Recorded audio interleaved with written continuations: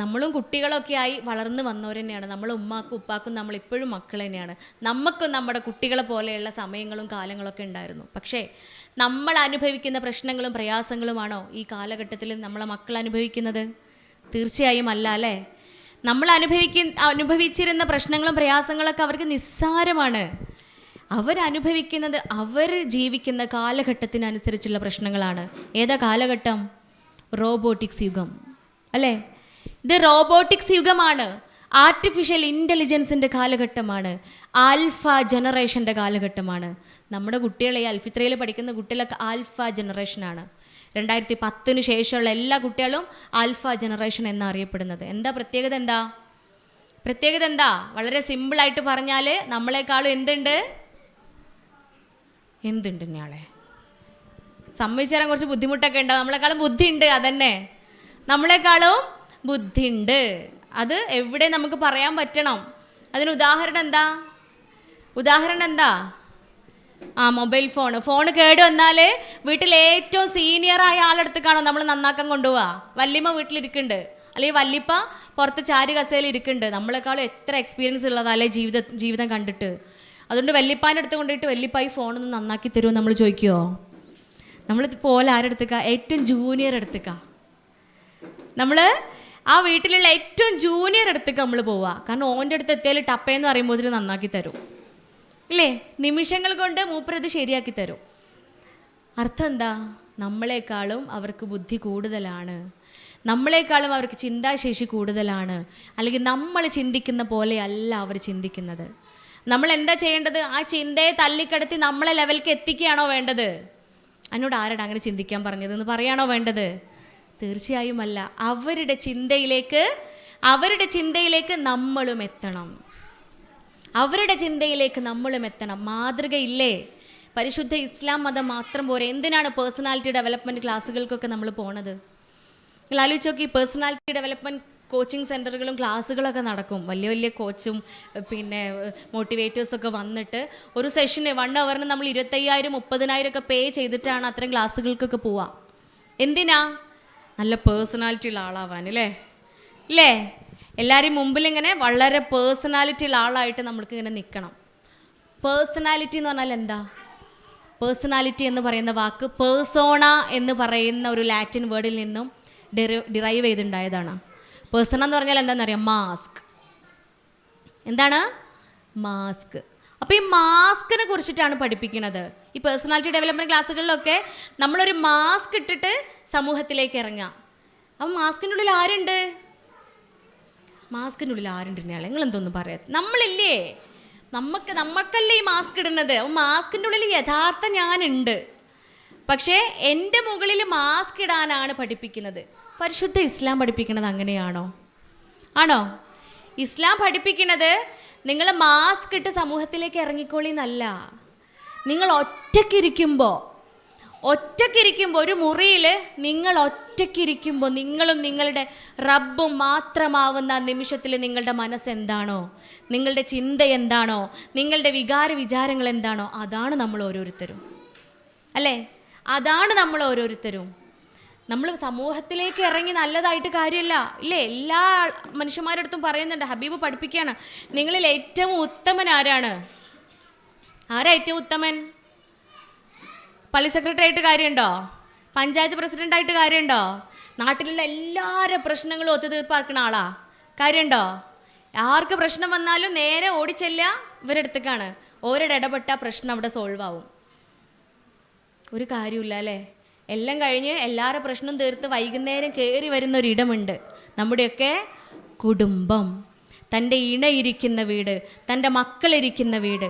ആ വീട്ടിലെങ്ങനെയാണോ തൻ്റെ സ്ത്രീയോട്, തൻ്റെ ഇണയോട് ഏറ്റവും ഉത്തമൻ ആരാണോ അവനാണ് ഭൂമിയിൽ ഏറ്റവും ഉത്തമൻ എന്നാണ് പരിശുദ്ധ ഇസ്ലാം പഠിപ്പിക്കുന്നത്.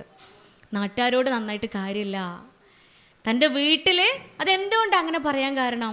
നമ്മൾ ഏറ്റവും സ്വാതന്ത്ര്യം എടുക്കുക എവിടെയാ? ഏറ്റവും നമുക്ക് സ്വാതന്ത്ര്യം ഫീൽ ചെയ്യണത് എവിടെയാ? നമ്മളെ പുരയിലല്ലേ? നമ്മളെ പുരയിൽ ആരാ ഉള്ളത്? നമ്മളെ ഭാര്യ, നമ്മുടെ ഭർത്താവ്, നമ്മുടെ മക്കള്, നമ്മുടെ ഉമ്മ ഉപ്പ. ഇവരോടാണ് നമ്മളായി വിത്തൗട്ട് മാസ്ക് ഒരു പേഴ്സണാലിറ്റി ഇല്ലാതെ, പേഴ്സോണ ഇല്ലാതെ നമ്മൾ പെരുമാറുന്നത് നമ്മളെ വീട്ടിലാണ്. അപ്പോൾ അവിടെയാണ് നന്നാവാൻ പറയുന്നത്. അവിടെ നന്നാവണമെന്നുണ്ടെങ്കിൽ നമ്മൾ ഓരോരുത്തരും, നമ്മൾ പരിശുദ്ധ ഇസ്ലാം മതം നമ്മെ ഉണർത്തുന്നത്, എല്ലാ കുട്ടികളും എല്ലാ മനുഷ്യന്മാരും ജനിക്കുന്നത് ശുദ്ധ പ്രകൃതിക്കാരായിട്ടാണ്, പരിശുദ്ധരായിട്ടാണ് എല്ലാ കുട്ടികളും ജനിക്കുന്നത്. പിന്നീട് അവരെ ക്രിസ്ത്യാനിയും ജൂതന്മാരും മറ്റുമൊക്കെ ആക്കി തീർക്കുന്നത് അവരുടെ മാതാപിതാക്കളാണ്, അല്ലേ?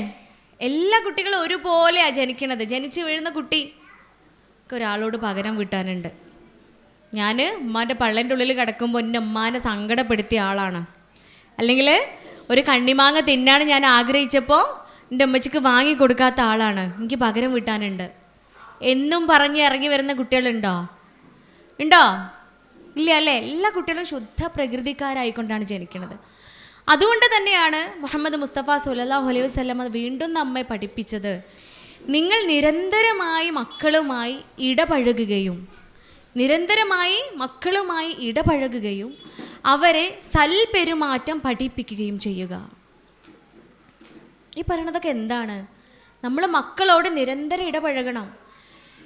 അവരെ പഠിപ്പിക്കാൻ, അല്ലെങ്കിൽ അവരെ സൽപെരുമാറ്റം പഠിപ്പിക്കാൻ ഒരാളെയും ഏൽപ്പിക്കുകയോ അല്ലെങ്കിൽ ആ ഒരു കർമ്മത്തിൽ മറ്റൊരാൾക്ക് പങ്കോ ഇല്ല. അത് ആർക്ക് തന്നെയാണ്? അത് നമ്മൾ മാതാപിതാക്കൾക്ക് തന്നെയാണ്. ഒരു കുട്ടി അല്ലെങ്കിൽ ഒരു മനുഷ്യൻ എന്തായി തീരണം എന്നതിൽ ശാസ്ത്രം പറയുന്നത് 50% ആ കുട്ടിയുടെ ഭാവി എങ്ങനെയാവണം, ആ കുട്ടി എന്തെല്ലാമൊക്കെ ആയിത്തീരണം എന്ന് തീരുമാനിക്കുന്നത് 50% ആ കുട്ടിയുടെ ഹെറിഡിറ്ററിയാണ്, അഥവാ ആ കുട്ടിയുടെ പാരമ്പര്യം.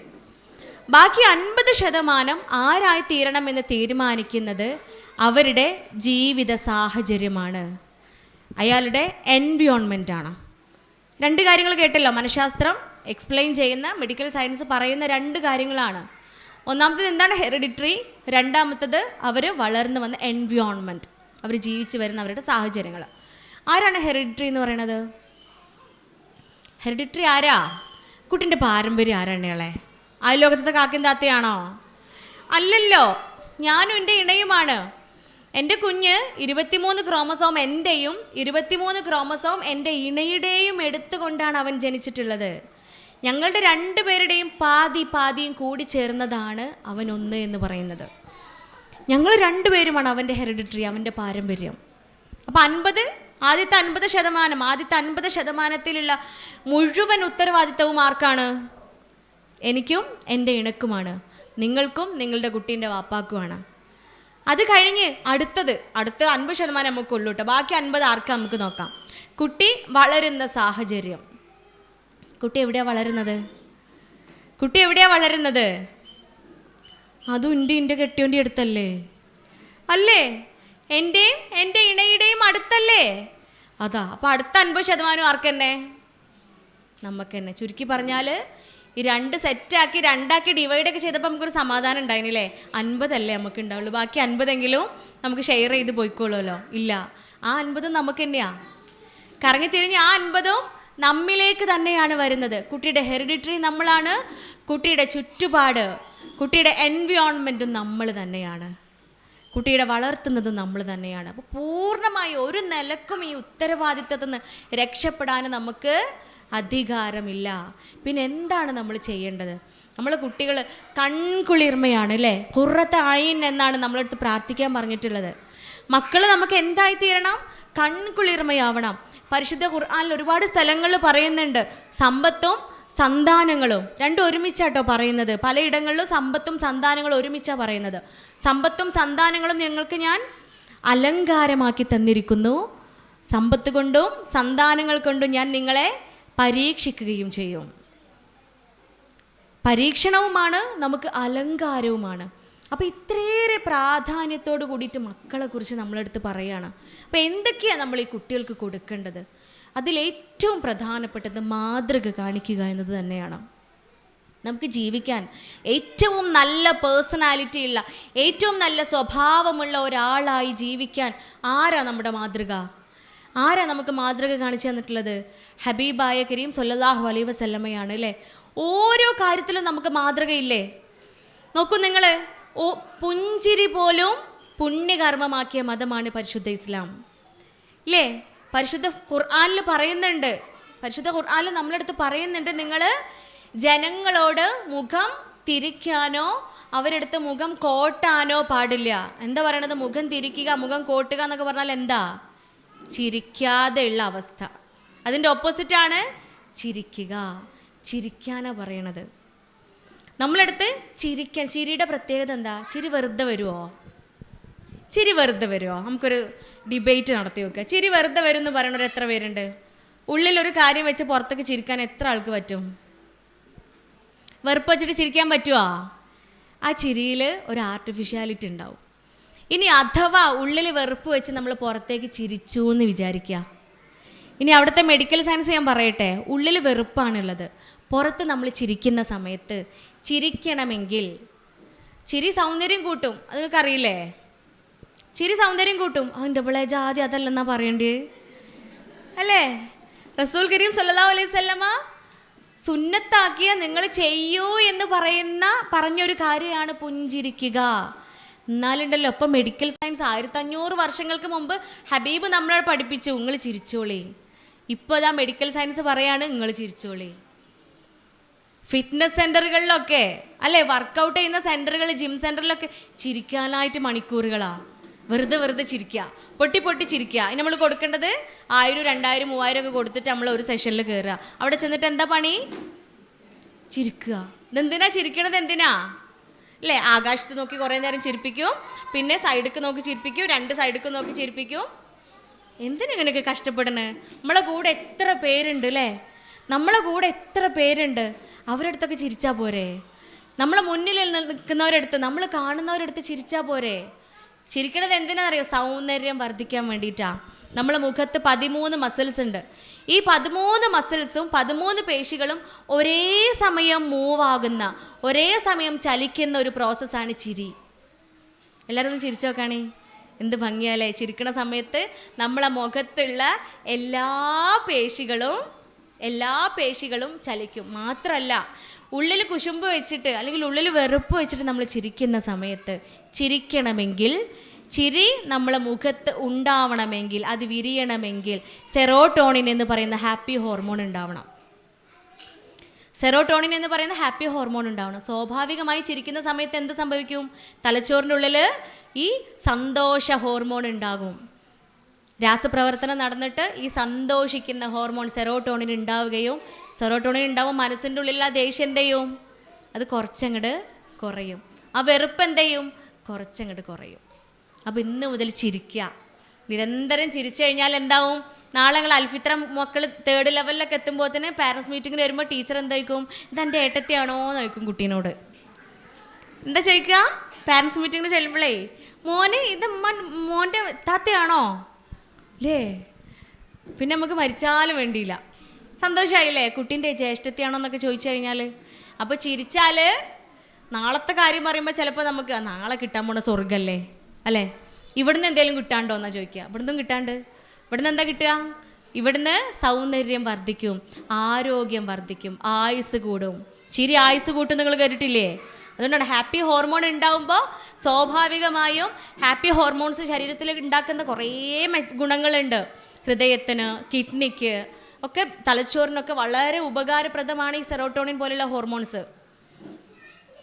അപ്പോൾ ഡോപ്പാമൈൻ പോലത്തെ കുറേ ഹാപ്പി ഹോർമോൺസ് ഉണ്ട്. ഇതൊക്കെ വളരെ ബെനിഫിറ്റുള്ള കാര്യങ്ങളാണ്. അപ്പോൾ ചിരിക്കാനാ പറയണത്. നോക്കൂ നിങ്ങൾ, ഇങ്ങനെ തുടങ്ങിയിട്ട് ഒരു ചെറിയ കാര്യം മുതൽ, ചിരി എന്ന് പറയുന്നത് അത്ര നിസ്സാരമായ കാര്യം മുതൽ വലിയ വലിയ കാര്യങ്ങൾ പോലും ഭരണഘടനയിൽ നമുക്ക് ഉൾപ്പെടുത്താൻ പറ്റുന്ന കാര്യങ്ങൾ പോലും പരിശുദ്ധ ഇസ്ലാം നമുക്ക് പഠിപ്പിച്ചു തരികയാണ് അല്ലേ? ഇതുപോലെ വഴിയിൽ നിന്ന് തടസ്സം നീക്കുന്നത് പുണ്യകർമ്മമാക്കിയ മറ്റേത് മതം ഉള്ളത്? ഓരോ കാര്യങ്ങളും പുരുഷന്മാരുടെ അടുത്ത്, സ്ത്രീകളുടെ അടുത്ത് നിന്ന് മൂത്രമൊഴിക്കരുത്, നിങ്ങൾ ഇരുന്ന് മാത്രം മൂത്രമൊഴിക്കുക എന്ന് പഠിപ്പിച്ചിട്ടുണ്ട്. അല്ലെങ്കിൽ എന്ത് കഴമ്പുള്ളത് നിങ്ങൾ ആലോചിച്ചിട്ടുണ്ടോ? നിന്ന് മൂത്രമൊഴിക്കരുത്, ഇരുന്ന് മൂത്രമൊഴിക്കണം പറയണത് എന്തുകൊണ്ടാ? ബാത്റൂം വൃത്തികേടാവാണ്ടിരിക്കാനാണോ? ഡ്രസ്സിൽ നജസാകാണ്ടിരിക്കാൻ വേണ്ടിയിട്ടാണോ? മെഡിക്കൽ സയൻസ് പ്രൂവ് ചെയ്തു. 1500 വർഷങ്ങൾക്ക് മുമ്പേ ഹബീബ് നമ്മെ പഠിപ്പിച്ച ആ കാര്യം ഇപ്പോൾ മെഡിക്കൽ സയൻസ് പ്രൂവ് ചെയ്തു. എന്താണ്? 95% പ്രോസ്ട്രേറ്റ് ഗ്ലാൻഡിന് പ്രോബ്ലം വരുന്നത് നിന്ന് മൂത്രമൊഴിക്കുന്ന ആണുങ്ങൾക്കാണ്. 95% പ്രോസ്ട്രേറ്റ് ഗ്ലാൻഡിന്, പുരുഷ ഗ്ലാൻസിന് ഇൻഫെക്ഷൻ വരുന്നത്, പ്രോസ്ട്രേറ്റ് സംബന്ധമായ അസുഖങ്ങൾ വരുന്നത് എണീറ്റ് നിന്ന് മൂത്രമൊഴിക്കുന്ന ആളുകൾക്കാണ്. അന്നൊരു ശാസ്ത്രത്തിൻ്റെ പിൻബലമില്ലാതെ ഹബീബ് നമ്മെ പഠിപ്പിച്ചു അല്ലേ? നോക്കൂ നിങ്ങൾ, പേഴ്സണാലിറ്റി ഉള്ള നല്ല ഒരു മനുഷ്യനായി മാറാൻ ഹബീബിനെ ഫോളോ ചെയ്താൽ മതി. ഉത്തമ മാതൃക നമുക്ക് റസൂൽ കരീം സല്ലല്ലാഹു അലൈഹി വസല്ലമയാണ്. അതുപോലെ നമ്മുടെ മക്കളുടെ മാതൃക നമ്മളാണ്. വളർന്നു വരുന്ന നമ്മുടെ കുഞ്ഞുങ്ങളുടെ മാതൃക അത് നമ്മൾ മാത്രമാണ്.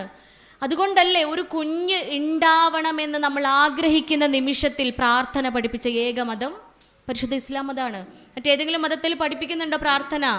ഇപ്പോൾ പറയുന്നുണ്ട്, ഇപ്പോൾ മനഃശാസ്ത്രം, മെഡിക്കൽ സയൻസ് ഒക്കെ പറയുന്നുണ്ട്, പുരുഷനും സ്ത്രീയും തമ്മിൽ ബന്ധപ്പെടുന്ന സമയത്ത് ഏറ്റവും നല്ല അവസ്ഥയിൽ, ഏറ്റവും നല്ല മാനസികാരോഗ്യത്തിൽ ഇരിക്കുക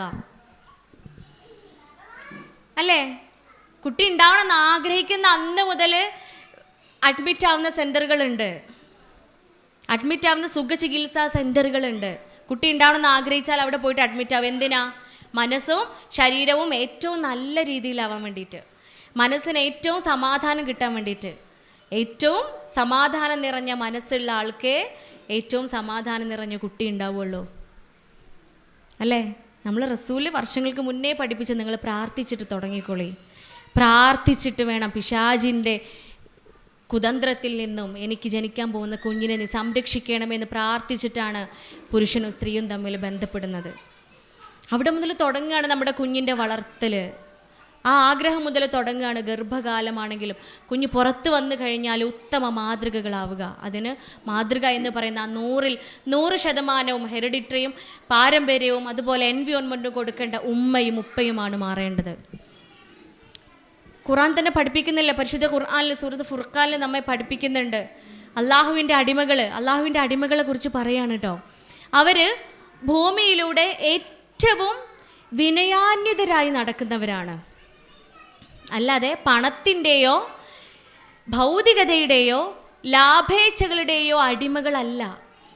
പണത്തിൻ്റെയോ സുഖസൗകര്യങ്ങളുടെയോ ലാഭേച്ഛകളുടെയോ ഭൗതികതകളുടെയോ അടിമകളല്ല അവർ മറിച്ച് എങ്ങനെയാണ്? വളരെ താഴ്മയോട് കൂടിയിട്ട് ഭൂമിയിലൂടെ നടക്കുന്നവരാണ്. താഴ്മ എന്ന് പറഞ്ഞാൽ വിനയം അല്ലേ? വിനയം എന്ന് വെച്ചാൽ എന്താ? ഒരു വിനയം എന്ന് പറയുന്ന ഒരൊറ്റ സാധനം എടുത്താൽ മതി, നമ്മൾ എങ്ങനെയാണെന്നുള്ളത് നമുക്ക് മനസ്സിലാവും. വിനയം എന്ന് പറഞ്ഞാൽ എന്താ? വിനയത്തെക്കുറിച്ച് പറയണമെങ്കിൽ കുറച്ച് പണിയുണ്ട് അല്ലേ? അപ്പം നിങ്ങൾക്ക് വേറൊരു കാര്യം ഞാൻ ചോദിക്കട്ടെ. ടെൻഷൻ എന്ന് പറഞ്ഞാൽ എന്താ? ടെൻഷൻ എന്താ? ടെൻഷൻ അറിയില്ല നിങ്ങൾക്ക്? ടെൻഷനല്ലേ അറിയുള്ളൂ. ടെൻഷനേ നമുക്ക് അറിയുള്ളൂ. വിനയത്തെക്കുറിച്ച് പറയുന്നതിനേക്കാളും നമുക്ക് ടെൻഷനെ കുറിച്ച് പറയാൻ പറ്റും. അപ്പം എന്തുകൊണ്ടാണ് വിനയത്തിൻ്റെ കൂടെ ടെൻഷനെ സെലക്ട് ചെയ്യാൻ കാരണം? വിനയവും ടെൻഷനും എങ്ങനെയാ? വിനയവും ടെൻഷനും എങ്ങനെയാണ് ആളെ? ഓപ്പോസിറ്റാണ്. വിനയത്തിൻ്റെ നേരെ ഓപ്പോസിറ്റാണ് ടെൻഷൻ. ടെൻഷനുള്ള ഒരാൾക്ക് വിനയത്തോട് കൂടിയിട്ട് നടക്കാൻ പറ്റില്ല, താഴ്മയോട് കൂടിയിട്ട് നടക്കാൻ പറ്റില്ല. എപ്പോഴും നമുക്ക് ടെൻഷനല്ലേ? കല്യാണം കഴിഞ്ഞാലും കല്യാണം കഴിഞ്ഞിട്ടില്ലെങ്കിലും ടെൻഷൻ, കുട്ടി ഉണ്ടായാലും കുട്ടി ഉണ്ടായിട്ടില്ലെങ്കിലും ടെൻഷൻ, പഠിക്കാൻ പോയാലും പഠിക്കാൻ പോയിട്ടില്ലെങ്കിലും ടെൻഷൻ, കഴിക്കാൻ ഭക്ഷണം ഇല്ലെങ്കിലും ഭക്ഷണം ഉണ്ടായാലും ടെൻഷൻ, ഇല്ലെങ്കിൽ ഇല്ലല്ലോ എന്നുള്ള ടെൻഷൻ, ഭക്ഷണം ഉണ്ടായാൽ ഈ ബാക്കിയുള്ളതൊക്കെ കൂടെ എന്താ കാട്ടുക എന്നുള്ള ടെൻഷൻ. ചുരുക്കി പറഞ്ഞാൽ മനുഷ്യന്മാർ ടെൻഷൻ അടിക്കാനായിട്ട് ജനിച്ചവരാ. എപ്പോഴും നമുക്ക് ടെൻഷനാണ്. ഒരിക്കലേ ഒരു ഭാര്യയും ഭർത്താവും കൂടെ കൗൺസിലിങ്ങിന് വരികയാണ്. ആ സ്ത്രീക്ക് ഉറക്കമില്ല, ഉറക്കക്കുറവാണ് പ്രശ്നം. ഉറക്കക്കുറവാണല്ലോ എല്ലാ മാനസിക രോഗങ്ങളുടെയും നിദാനം എന്ന് പറയുന്നത്, പ്രധാന കാരണം എന്ന് പറയുന്നത് ഉറക്കക്കുറവ് തന്നെയാണ്. അപ്പോൾ ഈ ഉറക്കക്കുറവൊക്കെ ആയിട്ട് വന്ന് ഇങ്ങനെ ചികിത്സിച്ച് നോക്കുമ്പോൾ കാരണം പറഞ്ഞത് എന്താണെന്നറിയോ? 6 വർഷമായി കല്യാണം കഴിഞ്ഞിട്ട് പക്ഷേ കുട്ടികളില്ല. അങ്ങനെ ഓരോക്കെ ചികിത്സിച്ച് ഏകദേശം ഒരു പരുവത്തിലാക്കി പറഞ്ഞയച്ചപ്പോഴാണ് അടുത്ത കപ്പിൾസ് വരുന്നത്. ഈ ഉമ്മാക്കോ എന്തില്ല? ഉറക്കമില്ല, പക്ഷേ ഉമ്മാക്ക് കുട്ടികളുണ്ട്. പിന്നെന്താ ഉറക്കക്കുറവിന് കാരണം? കുട്ടി +2 പഠിക്കണത്, പെൺകുട്ടിയെ. ഓൾ 7ാം ക്ലാസ് പഠിക്കുന്ന സമയത്ത് ഓളെ ബാഗിൽ നിന്ന് ഒരു ഫോൺ കിട്ടി. ആ ഫോൺ ഓളെ ബോയ് ഫ്രണ്ട് കൊടുത്തതാ.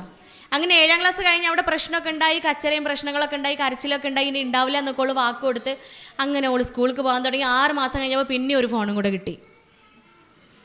പിന്നെയും കുറച്ചും കൂടെ കൂടിയ ലെവലിൽ ബഹളവും കലഹമൊക്കെ ഉണ്ടായി, അടിപിടിയൊക്കെ ഉണ്ടായി. വീട്ടിൽ വീണ്ടും അവൾ ഉറപ്പൊക്കെ കൊടുത്ത് വീണ്ടും സ്കൂളിൽ പോകാൻ തുടങ്ങി. 9ാം ക്ലാസ്സിലെത്തിയപ്പോൾ ഒരു ഫോണും കൂടെ കിട്ടി. പിന്നെ 3 മാസം കൂടുമ്പോൾ ഫോണുകളുടെ ജാഗരയാണ്. +2 എത്തിയപ്പോഴത്തേന് 18 ഫോണാണ് ഓളെ ബാഗിൽ നിന്ന് കിട്ടിയത്. എത്ര ഫോണാ? വലിക്കണ്ട. ഞാനും വലിച്ചിരുന്ന ആ സമയത്ത്, പക്ഷെ മനസ്സിലാന്ന് മാത്രം. കാരണം എന്താ? അത്ഭുതമാണ് അല്ലേ? തൊട്ടപ്പുറത്തെ വീട്ടിലാണ്, അല്ലെങ്കിൽ തൊട്ട അയൽപക്കത്താണ്, തൊട്ടറിയുന്ന ആളുകളിലാണ് ഈ സംഭവം ഉണ്ടാവുന്നത് എന്നൊക്കെ അറിഞ്ഞപ്പോഴേ വലിക്കുന്നതിലുപരി ഉള്ളിലൊരു ആദ്യമാണ് തോന്നിയത്. കാരണം എനിക്കുണ്ട് 3 ആൺകുട്ടികൾ എനിക്കുണ്ട്. ഞാനീ പറയുന്ന ഓരോ അനുഭവങ്ങളും നിങ്ങളുടെ അടുത്ത് നർമ്മം കലർത്തിയാണ് പറയുന്നതെങ്കിലും, എന്തിനാ നർമ്മം കലർത്തി പറയുന്നത്? മടുപ്പ് വരാൻ പാടില്ലല്ലോ, ഇല്ലേ? നിങ്ങൾ ക്ലാസ് കേട്ടിരിക്കണ്ടേ? അതിന് വേണ്ടിയിട്ടാണ് നർമ്മം കലർത്തി പറയുന്നതെങ്കിലും ഉള്ളിൽ നീറാണ് കേട്ടോ. കാരണം എന്നെ പോലെയുള്ള ഉമ്മമാരാണ്, എന്നെപ്പോലെയുള്ള ഓരോ ഉമ്മമാരുമാണ് എൻ്റെ അരികിലിരുന്ന് കരഞ്ഞ് സങ്കടപ്പെട്ട് വിഷമിച്ച് ഈ കാര്യങ്ങൾ പറയുന്നത്. അപ്പം അവരായി മാറിക്കൊണ്ടാണ് ഞാൻ കൈകാര്യം ചെയ്യുക ഓരോ വിഷയവും. ആ ഉമ്മയായി മാറണം ഞാൻ. ആ കുട്ടിയെ ഞാൻ എൻ്റെ കുട്ടിയായി കാണണം. ഞാൻ പ്രസവിച്ച എൻ്റെ മക്കളോളം ഞാൻ സ്നേഹിക്കണം. ആ ആദിയോടും ആ സങ്കടത്തോടും ആ പ്രതീക്ഷയോടും കൂടിയിട്ടാണ് ചികിത്സിക്കുക. അപ്പോഴാണ് ഫലം കാണുള്ളൂ. ഇതൊക്കെ ഓരോ വേദനകളാണല്ലോ, ഓരോ ഉമ്മമാരുടെയും വേദനകളാണ് കേട്ടോ ഓരോ നിമിഷവും നിങ്ങളുടെ അടുത്ത് പങ്കുവെക്കുന്നത്. അത് സാഹചര്യങ്ങൾ കൊണ്ട് ഇങ്ങനെ പറയുന്നു എന്ന് മാത്രം. അപ്പോൾ ഈ രണ്ടാമത് വന്ന ഉമ്മ ഉറങ്ങുമോ? 18 തവണയാണ് ഫോൺ കിട്ടിയത്. ഉറക്കം വരും ഉണ്ണിയാളെ, നമ്മളൊക്കെ ഉമ്മാരാണല്ലോ അല്ലേ? ഉറങ്ങൂലല്ലോ. ജീവിതകാലം മുഴുവൻ ഉറക്കം പോവാൻ അത് മതി. ഈ കുട്ടിയുടെ കാര്യത്തിൽ ഭാവിയിലും ആ ഉമ്മാക്ക് ആദിയാണ്, ആ ഉമ്മാക്ക് വേവലാതിയാണ്. ആകെ കൺഫ്യൂഷൻ ആവുക അല്ലേ? ആദ്യത്തെ പെണ്ണിന് ഉറക്കമില്ല, രണ്ടാമത് വന്ന സ്ത്രീക്ക് ഉറക്കമില്ല. രണ്ടുപേരും കാരണം എന്താ? ഉറക്കക്കുറവാ. ആദ്യത്തെ ഉമ്മാക്ക് എന്താ സംഭവിച്ചത്? ആദ്യത്തെ സ്ത്രീക്ക് എന്താ സംഭവിച്ചേ? കുട്ടികൾ ഇല്ലായിട്ട് ഉറക്കമില്ലാത്ത. രണ്ടാമത്തെ ആക്കോ കുട്ടികൾ ഉണ്ടായിട്ട് ഉറക്കമില്ലാത്ത. ചുരുക്കി പറഞ്ഞാൽ കുട്ടികൾ ഉണ്ടായാലും ഉറക്കമില്ല, ഇല്ലെങ്കിലും ഉറക്കമില്ല. ഇതുപോലെ വേറൊരു ഉമ്മ വരികയാണ്. ആ ഉമ്മ വന്നത് എന്തിനാണെന്നറിയോ? മോളെയും കൊണ്ട് തന്നെയാട്ടോ വരുന്നത്. മോള് ഒരു ഹയർ സ്റ്റഡിക്ക് പഠിക്കുകയാണ്, പുറത്ത് വലിയൊരു യൂണിവേഴ്സിറ്റിയിൽ ഹയർ സ്റ്റഡിക്ക് പഠിക്കുകയാണ്. പക്ഷെ ഓള് കല്യാണത്തിന് സമ്മതിക്കണില്ല. ഓളോളെ PG അതുപോലെ PG ഇപ്പോൾ ചെയ്തുകൊണ്ടിരിക്കുകയാണ്. അതിൻ്റെ ഡബിൾ PG ആണ് ചെയ്തുകൊണ്ടിരിക്കുന്നത്. അതും കഴിഞ്ഞ് PhDയും MPhilലും കൂടെ കഴിഞ്ഞിട്ട് മതി കല്യാണം എന്നുള്ള വാശിയിലാണ്. അപ്പോൾ ഉമ്മാക്ക് ബേജാറ്. MPhil കഴിയുമ്പോഴത്തേനൊക്കെ 29 വയസ്സ് കഴിഞ്ഞ് 30ക്ക് ചാടും.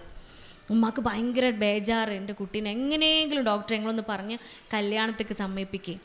അങ്ങനെ കുട്ടീനെ കൊണ്ടുവന്ന് കൗൺസിലിംഗ് ഒക്കെ കഴിഞ്ഞ് കുട്ടീനെ ഏകദേശം ആ പരുവത്തിലാക്കി പറഞ്ഞേക്കാണ്. ഉമ്മാക്ക് ഭയങ്കര റാഹത്തിൽ അരികിലിരുന്നിട്ട് ഉമ്മ പറയാം, മോളെ കാര്യത്തിൽ ഇപ്പം എനിക്ക് സമാധാനമായി.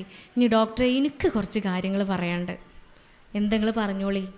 കല്യാണം കഴിഞ്ഞ് അന്ന് മുതൽ സമാധാനം എന്താണെന്ന് ഞാൻ അറിഞ്ഞിട്ടില്ല. കല്യാണം കഴിഞ്ഞ് അന്ന് മുതൽ സമാധാനം എന്താ ഞാൻ അറിഞ്ഞിട്ടില്ല. എൻ്റെ 4 മണിക്കൂർ പോയ പോലെ ആയില്ലേ? 4 മണിക്കൂറാണ് മോളെ ഞാൻ അരികിലിരുത്തി സംസാരിച്ചത്. ഉച്ചക്ക് വീട്ടിൽ ഭക്ഷണം കഴിക്കാൻ പോലും പോവാണ്ടിരുന്ന് സംസാരിച്ച് ഓളൊരു പരുവത്തിലാക്കിയപ്പോൾ ഉമ്മ എന്നോട് പറയാം, കല്യാണം കഴിഞ്ഞിട്ട് സമാധാനം എന്താ ഞാൻ അറിഞ്ഞിട്ടില്ല. ഞാൻ എന്താ ഇവിടെ മനസ്സിലാക്കേണ്ടത്? കല്യാണത്തിന് ആഗ്രഹിക്കാത്ത കുട്ടീനെ കല്യാണത്തിലേക്ക് എത്തിച്ചിട്ട് ഉമ്മ പറയാ കല്യാണം കഴിഞ്ഞാൽ മുതൽ സമാധാനം ഉണ്ടായിട്ടില്ല. അപ്പോൾ കല്യാണം കഴിഞ്ഞാലും ടെൻഷൻ, കഴിഞ്ഞിട്ടില്ലെങ്കിലും ടെൻഷൻ. മനുഷ്യന്മാരങ്ങനെയാണ് അല്ലേ? നമുക്ക് ഇവിടെ നിൽക്കുമ്പോൾ ഇക്കരെ നിൽക്കുമ്പോൾ അക്കരെ എന്താണ്? പച്ചയാണ്. അപ്പോൾ ഇക്കരെ എന്താ? ഇവിടെ ഒരു സുഖമില്ല. പണ്ട് പറഞ്ഞില്ലേ, ഒരു ചിത്രരചനാ മത്സരം നടന്നുകൊണ്ടിരിക്കുക. കുറേ പ്രഗത്ഭരായ എഴുത്തുകാർ, വളരെ മനോഹരമായി, എഴുത്തുകാരല്ല ചിത്ര വരയ്ക്കുന്ന ആളുകൾ, ഒരുപാട് മനോഹരമായിട്ട് ചിത്രം വരയ്ക്കുന്ന ആളുകൾ ഇങ്ങനെ നിരന്നിരിക്കുകയാണ്. അപ്പോൾ സബ്ജക്റ്റ് കൊടുക്കുകയാണ്. നമ്മുടെ കിട്ടിയ വിഷയം എന്താണെന്ന് വെച്ചാൽ സമാധാനമാണ്. എന്താണ്? സമാധാനം. അപ്പോൾ എല്ലാവരും ഒന്ന് കൺഫ്യൂഷൻ ആവാണ്. സമാധാനം ആണ് ചിത്രം വരയ്ക്കേണ്ടത്. അങ്ങനെ അനവധി ചിത്രങ്ങൾ വരികയാണ്. അങ്ങനെ ജഡ്ജിങ് പാനൽസ് ചിത്രങ്ങൾ ഓരോന്ന് നോക്കുകയാണ്. മനോഹരമായുള്ള ചിത്രങ്ങളുണ്ട്. വളരെ മനോഹരമായ കാട്, പുഴകൾ, മലകൾ, പൂമ്പാറ്റകൾ, പൂക്കൾ, നമുക്ക് കണ്ണിന് കുളിരേകുന്ന ഒരുപാട് കാഴ്ചകളാണ് ഓരോ ചിത്രത്തിലുള്ളത്. ആ ചിത്രത്തിലേക്ക് നോക്കിയാൽ തന്നെ സമാധാനം ഇങ്ങനെ വരുന്ന രൂപത്തിലുള്ള കുറേ ചിത്രങ്ങൾ. അങ്ങനെ ഫസ്റ്റ് ഒന്നിനല്ലേ കൊടുക്കാൻ പറ്റുള്ളൂ. ഫസ്റ്റ് പ്രഖ്യാപിച്ച ആ ചിത്രം, പ്രഖ്യാപനത്തിനൊടുവിൽ അത് കാണിച്ചു കൊടുക്കുകയാണ് എല്ലാവർക്കും. ആ ചിത്രം കാണിച്ചു കൊടുത്തപ്പോൾ എല്ലാവരും ഞെട്ടി. കാരണം ഇത്ര പച്ചപ്പൊക്കെ ഉള്ള ചിത്രം ഉണ്ടായിട്ട് കാണിച്ച ചിത്രം എന്താണെന്നറിയോ നിങ്ങൾ? ഒരു മരുഭൂമി, ഒരു മരുഭൂമിയിൽ നിലമൊക്കെ ഇങ്ങനെ വിണ്ട് കിടക്കുകയാണ്. നിലം വിണ്ട് കിടക്കുന്ന ഒരു തുള്ളി വെള്ളം പോലും ഇല്ലാത്തൊരു ഭൂമിയിൽ ഒരു മരം, ആ മരത്തിൽ ഒരു പച്ചപ്പ് പോലും ഇല്ല, ഒരു ഇല പോലും, ഒരു തളിരില പോലും ഇല്ലാത്ത ഒരു വൃക്ഷം. ആ വൃക്ഷത്തിൽ ഒരു കിളിക്കൂട്. പക്ഷെ ആ കിളിക്കൂട്ടിലുണ്ടല്ലോ ഒരു തള്ള കിളിയും 3-4 കുഞ്ഞു കിളികളും സമാധാനത്തോടെ കിടന്നുറങ്ങുകയാണ്. ഒരു തള്ളക്കിളിയും ആ തള്ളക്കിളീൻ്റെ കൂടെയുള്ള 3-4 കുട്ടികളും സമാധാനത്തോടെ കിടന്നുറങ്ങുകയാണ്. ഇതിലധികം സമാധാനത്തിന് ഒരു നിർവചനം കൊടുക്കാൻ നമുക്ക് പറ്റുമോ? നോക്കൂ നിങ്ങൾ, അവർക്ക് എന്തെങ്കിലും സാഹചര്യം അവിടെ ഉണ്ടോ? സമാധാനിക്കാനുള്ള എന്തെങ്കിലും സാഹചര്യങ്ങൾ അവിടെ ഉണ്ടോ? നമ്മളെ കണ്ണിൽ നോക്കിയാൽ സാഹചര്യം ഇല്ല അല്ലേ? വെള്ളമില്ല, ഒരു തണലില്ല, ചൂടാണ്, മറ്റു ജീവജാലങ്ങളൊന്നുമില്ല. അങ്ങനത്തെ വരണ്ട ഒരു അവസ്ഥയിലും സമാധാനത്തോടെ കിടന്നുറങ്ങാൻ പറ്റുന്നുണ്ടെങ്കിൽ അതാണ് അള്ളാഹുവിലുള്ള ഭരമേൽപ്പിക്കൽ എന്ന് പറയുന്നത്. അതാണ് തവക്കുൽ എന്ന് പറയുന്നത്. നമുക്ക് എത്ര കിട്ടിയാലും മതിയാവില്ല അല്ലേ? എത്ര കിട്ടിയാലും നമുക്ക് മതിയാവില്ല. ഒരു റോഡിൽ കൂടെ നടന്നു പോകുമ്പോൾ കൂട്ടുകാരിനെ കണ്ട് അവളൊന്ന് ചിരിച്ചിട്ടില്ല എങ്കിൽ, അവൾ നമ്മളടുത്ത് ചിരിച്ചിട്ടില്ല എങ്കിൽ ടെൻഷനായി. എന്താ ഇപ്പം ചിരിക്കാഞ്ഞത്? അല്ലെങ്കിൽ ഒരു സദസ്സ് ചെന്നാൽ നമുക്ക് വേണ്ട അംഗീകാരം കിട്ടിയിട്ടില്ലെങ്കിൽ, നമുക്ക് വേണ്ട സ്ഥാനം കിട്ടിയിട്ടില്ലെങ്കിൽ അല്ലേ? ബേസിക്കലി നമ്മളെ സംഘടനയൊക്കെ ഇങ്ങനെ ചിഹ്നം ഭിന്നമാവാൻ കാരണം എന്താ? മൈക്കെടുത്ത് പ്രസംഗിക്കാൻ ഒരു പേടിയില്ല കേട്ടാ. എന്താ കാരണം? സ്ഥാനമാനങ്ങളുടെ മോഹമാണ് അല്ലേ? അധികാര മോഹമാണ്.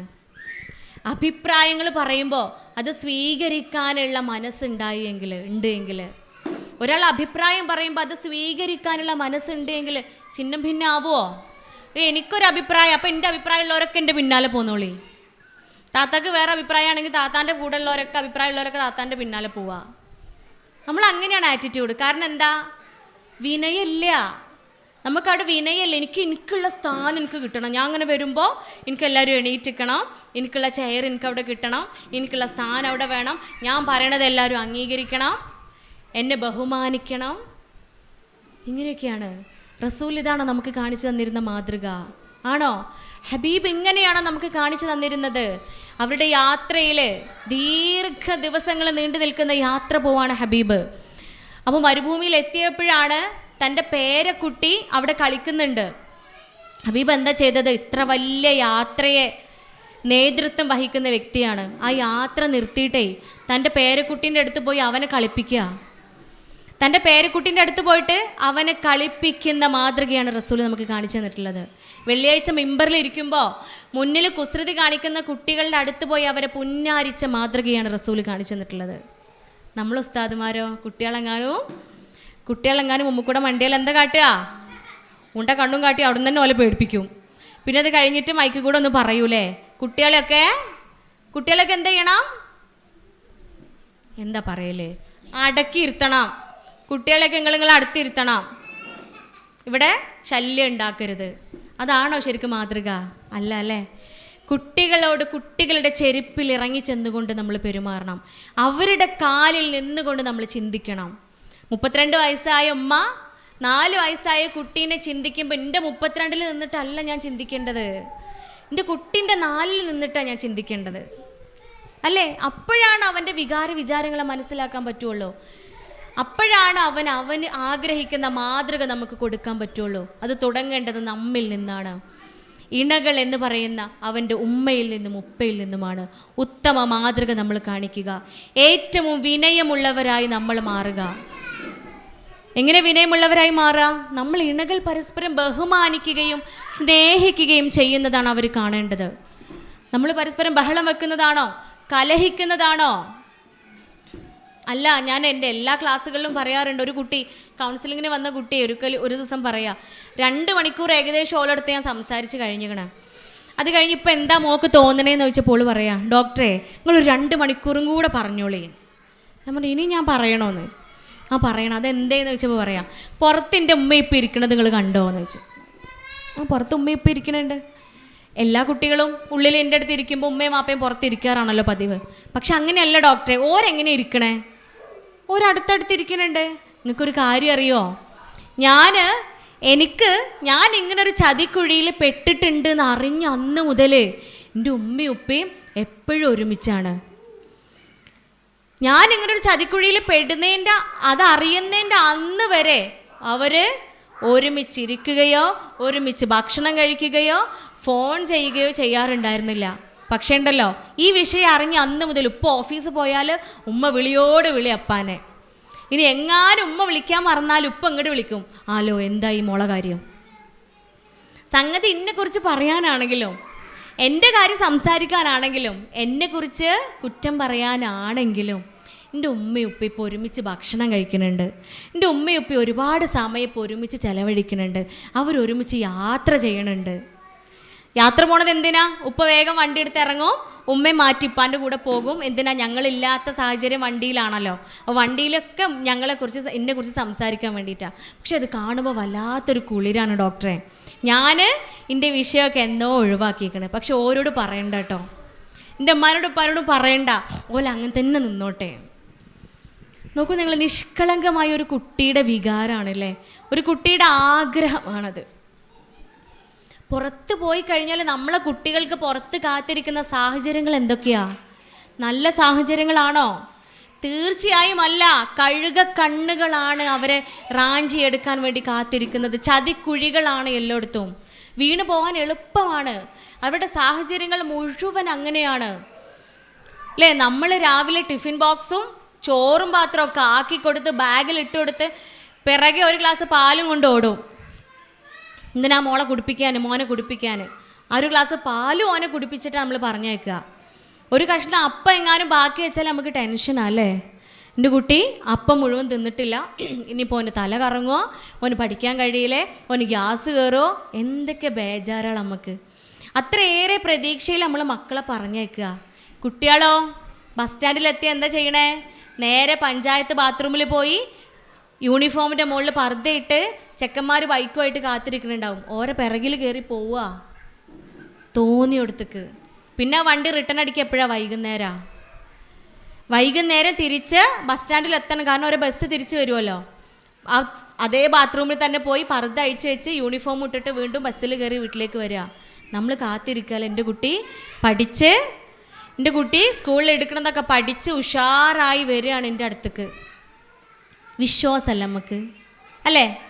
പ്രിൻസിപ്പൾ വിളിക്കുമ്പോൾ നമ്മൾ എന്താ പറയല്? എൻ്റെ കുട്ടിയോ ഓൻ അതിൽ എന്താണെങ്കിലും ഉണ്ടാവില്ല. നമുക്ക് വിശ്വാസമാണ്. ഓനും ഓളും അതിൽ എന്താണെങ്കിലും ഉണ്ടാവില്ല.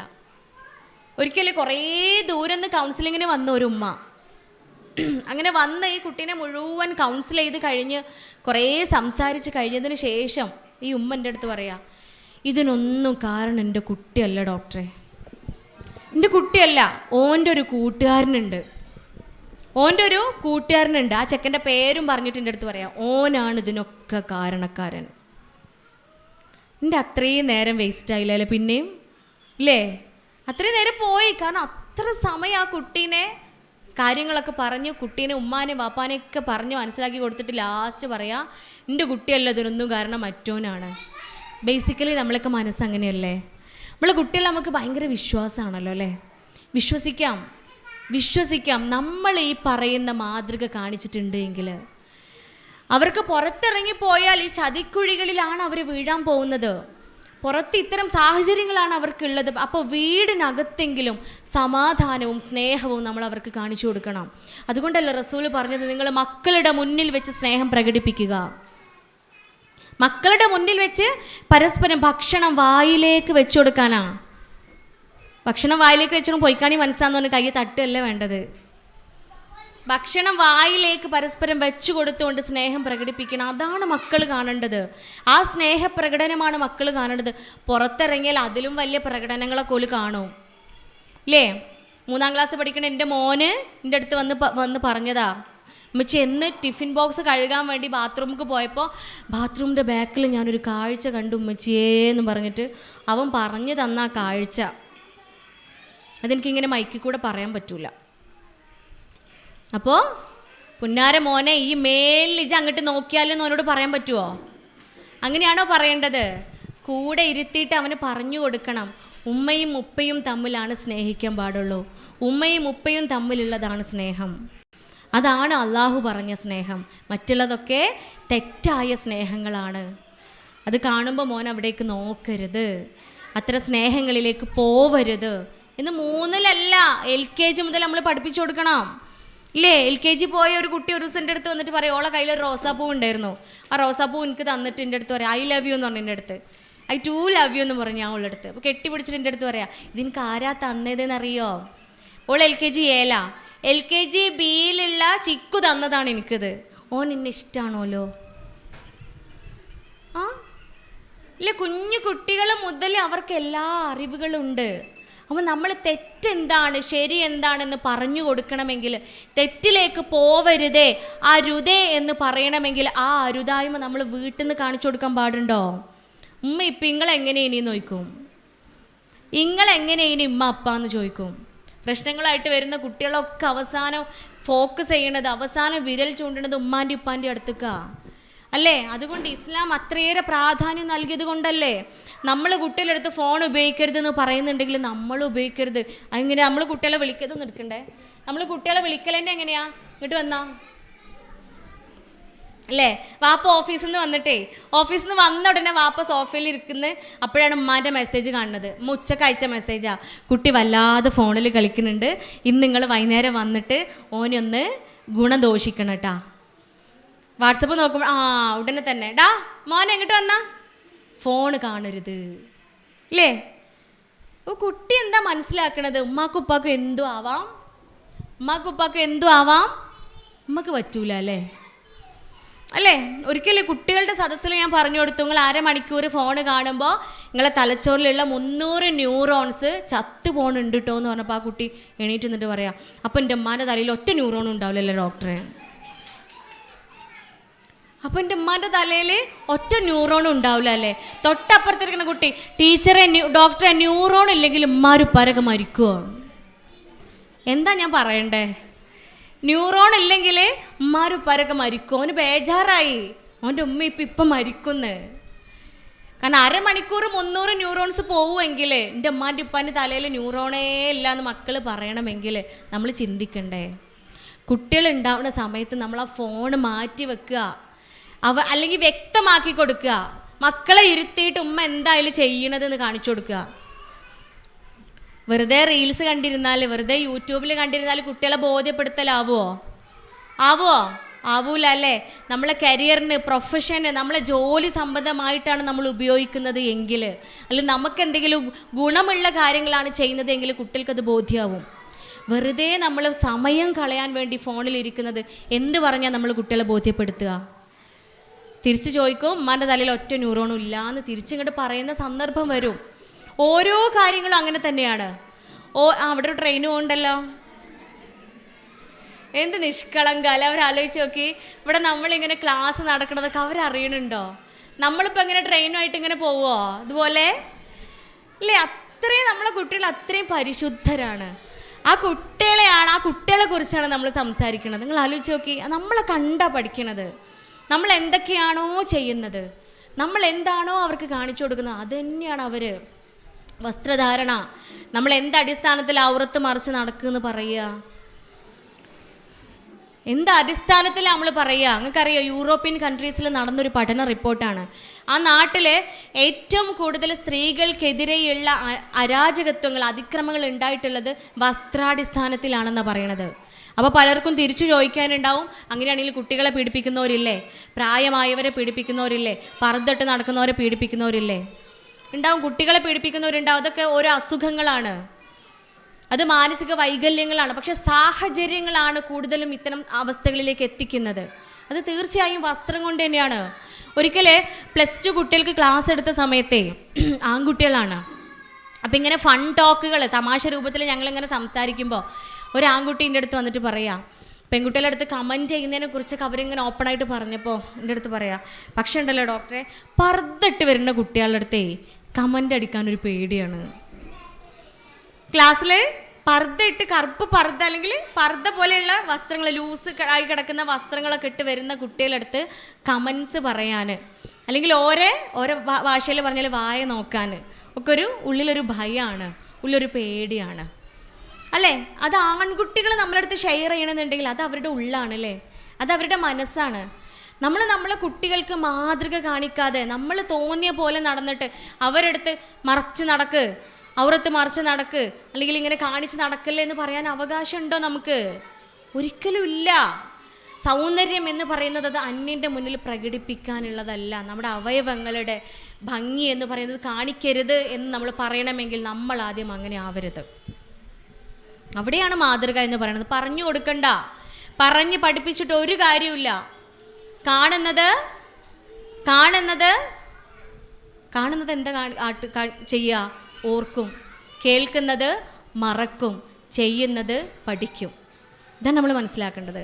എന്താണ്? കേൾക്കുന്നത് നമ്മൾ മറക്കും, കാണുന്നത് ഓർക്കും, ചെയ്യുന്നത് പഠിക്കും.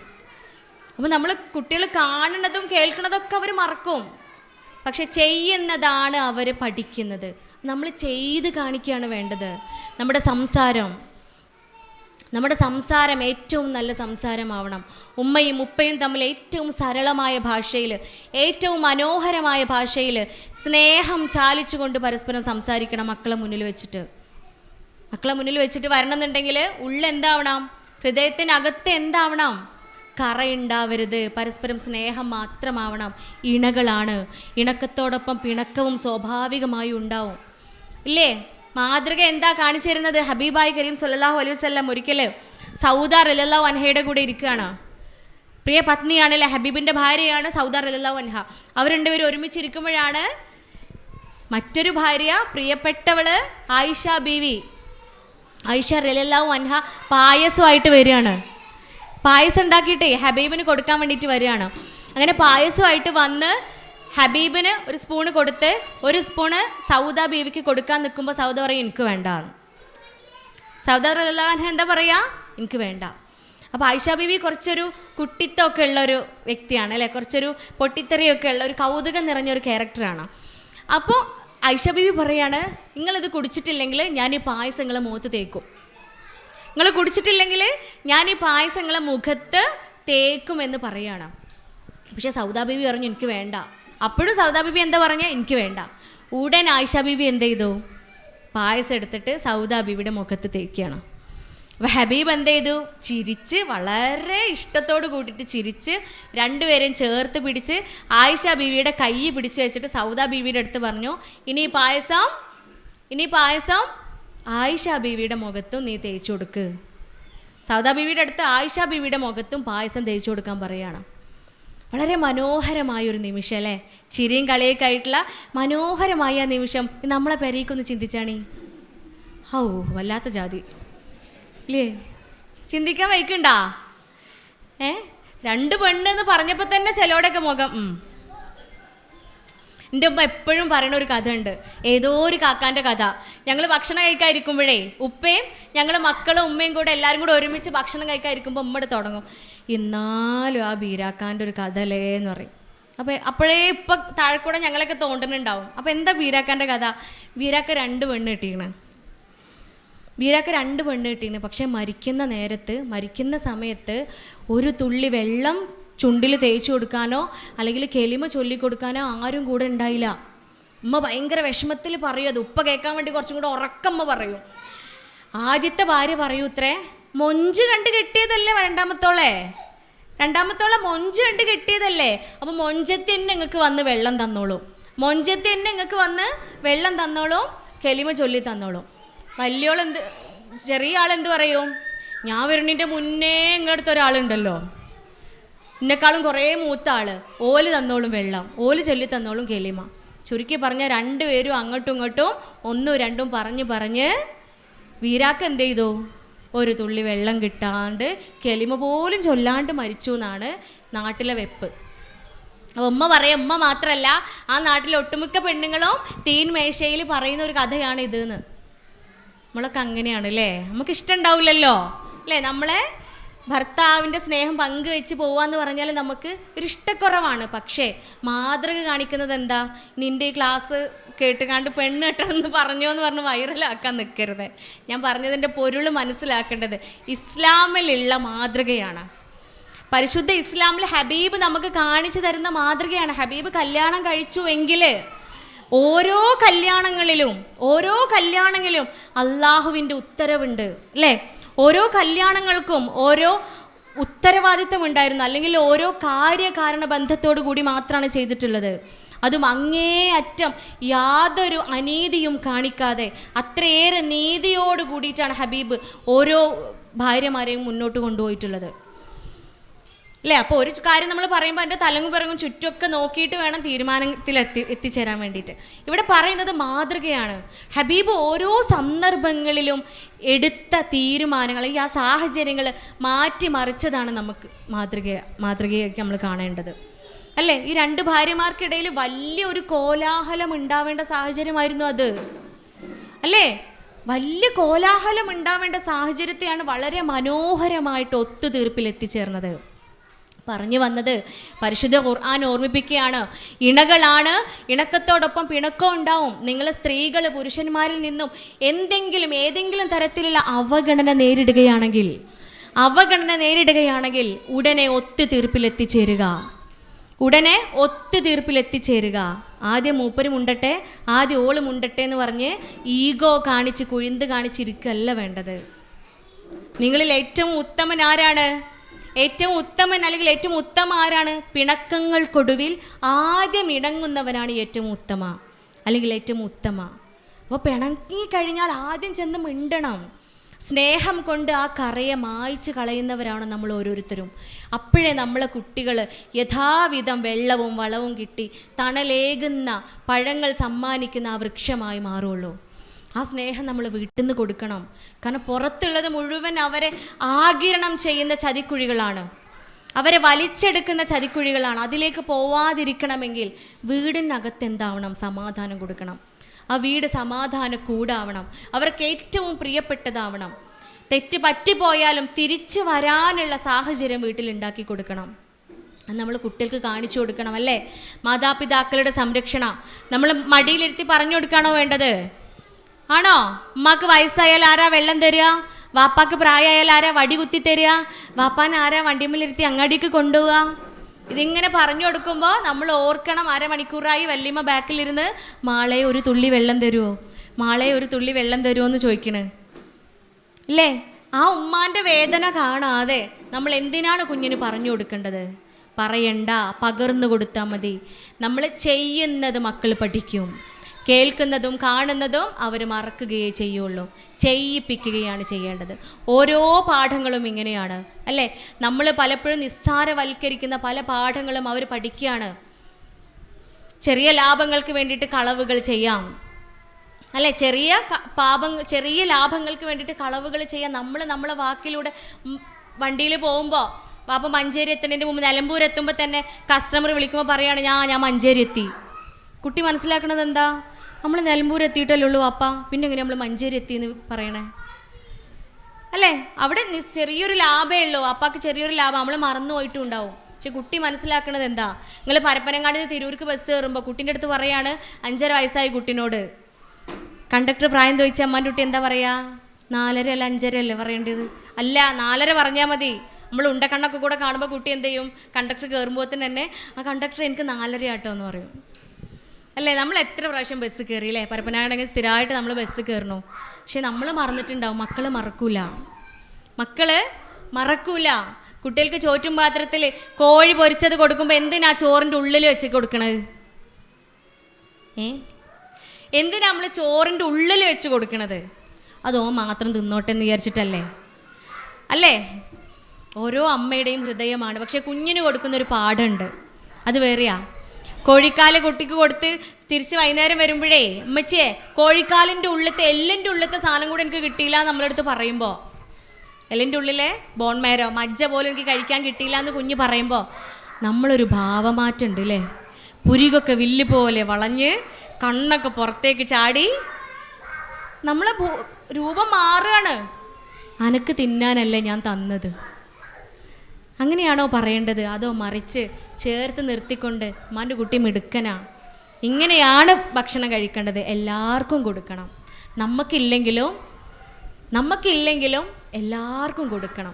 എന്ത് കിട്ടുമെന്നല്ല കുഞ്ഞിനെ പഠിപ്പിക്കേണ്ടത്, എന്ത് കൊടുക്കാൻ പറ്റുന്ന പഠിപ്പിക്കേണ്ടത് അല്ലേ? എന്ത് കിട്ടും എന്നല്ല, എന്ത് കൊടുക്കാൻ പറ്റും. അങ്ങനെ ആവണമെന്നുണ്ടെങ്കിൽ നമ്മൾ അങ്ങനെ ആവണം. ഇതൊക്കെ കുഞ്ഞു പാഠങ്ങളാണ്, ദിവസവും നമ്മളെ ജീവിതത്തിൽ ഉണ്ടാവുന്ന പാഠങ്ങളാണ് അല്ലേ? 2 ഉമ്മമാര് പാരൻസ് മീറ്റിങ്ങിന് പോയ കഥ നിങ്ങൾ ഒരുപക്ഷെ എൻ്റെ വീഡിയോസൊക്കെ കാണുന്നവരാണെങ്കിൽ കേട്ടിട്ടുണ്ടാവും. ആദ്യത്തെ ഉമ്മ വന്നിട്ട് ടീച്ചറെ അടുത്ത് ചോദിക്കുകയാണ്, ടീച്ചർ എൻ്റെ കുട്ടി എങ്ങനെയുണ്ട്? ടീച്ചർ പറയാം, മിടുക്കനാണ് നിങ്ങളെ കുട്ടി, എല്ലാ വിഷയത്തിനും ഫുൾ മാർക്കാണ്, എല്ലാ വിഷയത്തിനും ഫുൾ മാർക്കാണ്, കണക്കിന് വരെ ഓന് ഫുൾ മാർക്കാണ്, മിടുക്കനാന്ന് പറഞ്ഞ് ആ ഉമ്മ ഇങ്ങനെ പൊങ്ങാണ്. ആ ഉമ്മ ഇങ്ങനെ മാനം മുട്ടി ഏകദേശം റൂഫ് മുട്ടാനായപ്പോൾ ടീച്ചർ പറയാം, പക്ഷേ ഉണ്ടല്ലോ നിങ്ങളെ കുട്ടീൻ്റെ പെരുമാറ്റം വളരെ മോശമാട്ടോ. ക്ലാസ്സിൽ ലേഡി ടീച്ചേഴ്സ് വരുമ്പോഴേ ഓൻ്റെ നോട്ടം അത്ര ശരിയല്ല. ലേഡി ടീച്ചേഴ്സ് വരുമ്പോൾ മാത്രമെന്നല്ല, ക്ലാസ്സിൽ നിന്ന് പുറത്തിറങ്ങുമ്പോഴും പെൺകുട്ടികളോടും അതുപോലെ ഫ്രണ്ട്സിനോടൊക്കെ ഉള്ള ഓൻ്റെ പെരുമാറ്റം കുറച്ച് പെശകാണ്. നിങ്ങളൊന്ന് ശരിയാക്കണം കേട്ടോ, സ്വഭാവം ഒന്ന് നന്നാക്കാൻ നോക്കണേ. ഉമ്മ എന്തായി? മാനം മുട്ടിയ ഉമ്മ ഭൂമിയിനേക്കാളും താഴ്ന്നു അല്ലേ? ഇത് കേട്ട് ബേജാറായി അടുത്ത ഉമ്മ കയറി വരികയാണ്, അല്ല എൻ്റെ ടീച്ചർ, എൻ്റെ കുട്ടിയോ? നിങ്ങളെ കുട്ടീൻ്റെ കാര്യമൊന്നും പറയണ്ട, ഓൻ പഠിക്കാൻ വളരെ മോശമാണ്, ഒന്നും പഠിക്കൂല, ആകെ അറബിക്ക് മാത്രമാണ് അവൻ ജയിച്ചത്, ബാക്കി എല്ലാ വിഷയത്തിനും ഉപരി തോറ്റിക്കണ. നിങ്ങളെ കുട്ടി ബുക്കൊന്നും തൊടലില്ലേ, പുസ്തകമൊന്നും തൊടലില്ലേ എന്ന് വെച്ചപ്പോൾ ഉമ്മ പറഞ്ഞു, തൊടലൊക്കെ ഉണ്ട്, ബാഗിക്ക് വെക്കുമ്പോഴും ബാഗിൽ നിന്ന് എടുക്കുമ്പോഴും അവൻ പുസ്തകം തൊടലുണ്ട് എന്ന് പറയും അല്ലേ? അപമാനമാണ് അല്ലേ? ആ ഉമ്മ ഇങ്ങനെ നാണിച്ചിരിക്കുമ്പോഴാണ് ടീച്ചർ പറയണത്, പക്ഷേ ഉണ്ടല്ലോ നിങ്ങളെ കുട്ടിയെ ഓൻ മിടുക്കനാട്ടോ, ഓൻ എന്ത് നല്ല സ്വഭാവമാണെന്നറിയോ? ഓൻ ഉച്ചയ്ക്ക് ഭക്ഷണം കഴിക്കുമ്പോൾ എല്ലാവരുടെ പാത്രത്തിലും കൂട്ടാനും ചോറൊക്കെ ഇല്ലേ എന്ന് ഉറപ്പ് വരുത്തിയിട്ടേ അവൻ കഴിക്കുള്ളൂ. ഓൻ്റെ കയ്യിലുള്ളതും കൂടെ ബാക്കിയുള്ളവർക്ക് ഇല്ലാത്തവർക്ക് കൊടുത്തിട്ടേ അവൻ ഭക്ഷണം കഴിക്കുള്ളൂ. ടീച്ചേഴ്സിനോടാണെങ്കിലും കൂടെയുള്ള കുട്ടികളോടാണെങ്കിലും പെൺകുട്ടികളോടാണെങ്കിലും ആൺകുട്ടികളോടാണെങ്കിലും വളരെ മനോഹരമായിട്ടുള്ള സ്വഭാവമാണ് നിങ്ങളെ കുട്ടിക്ക്. നിങ്ങൾ ഭാഗ്യം ചെയ്ത ഉമ്മയാണ് കേട്ടോ. ഇതിലേത് ഉമ്മയാണ് നമുക്കാവേണ്ടത്? ഒന്നാമത്തെ ഉമ്മയാണോ രണ്ടാമത്തെ ഉമ്മയാണോ? രണ്ടാമത്തെ ഉമ്മ ആയാൽ മതി അല്ലേ? നമുക്ക് നമ്മളെ കുട്ടീനെ ഒന്നാമനാക്കാൻ, IAS ഓഫീസറാക്കാൻ, ഡോക്ടറാക്കാൻ, പ്രൊഫസറാക്കാൻ, എൻജിനീയറാക്കാൻ, നിങ്ങളെ ഇഷ്ടത്തിനനുസരിച്ച് ആക്കാൻ മുതിർന്നോളി കുഴപ്പമൊന്നുമില്ല. പക്ഷെ ധാർമ്മികത പഠിപ്പിച്ചു കൊടുക്കണം. ധാർമ്മികത മറക്കരുത്. ഉമ്മയും ഉപ്പയും കിടക്കുന്ന ബെഡ്റൂമിൽ ക്യാമറ ഫിറ്റ് ചെയ്ത കുട്ടീനെ ഞാൻ കണ്ടിട്ടുണ്ട്.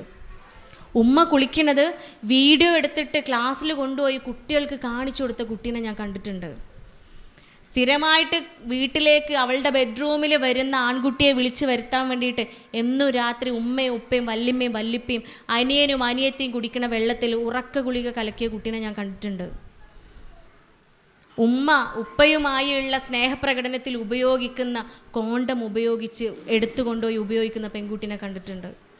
ഇതൊക്കെ മുന്നിൽ വരുന്ന കുട്ടികളാണ്. പലപ്പോഴും കേൾക്കാനും പറയാനൊക്കെ അറപ്പ് തോന്നുന്ന സംഭവങ്ങൾ നമ്മൾ വിശ്വസിച്ച് നമ്മളെ മാണിക്കക്കല്ലുകളായി വളർത്തുന്ന മക്കൾ അല്ലേ? ഉത്തരവാദിത്തം ഉണ്ട് നമുക്ക്. ഇങ്ങനെയൊക്കെ ചെയ്താലും ഉപേക്ഷിക്കാൻ പാടുണ്ടോ? ഇങ്ങനെയൊക്കെ ചെയ്താലും ഉപേക്ഷിക്കരുത്. ഒരു കഥ പറയുന്നില്ലേ, ഉമ്മാനോട് മാല ചോദിച്ചപ്പോഴേ, കഥയാണ്. ഉമ്മാൻ്റെ അടുത്ത് മാല ചോദിക്കുകയാണ് മകൻ, ഉമ്മ കൊടുത്തില്ല.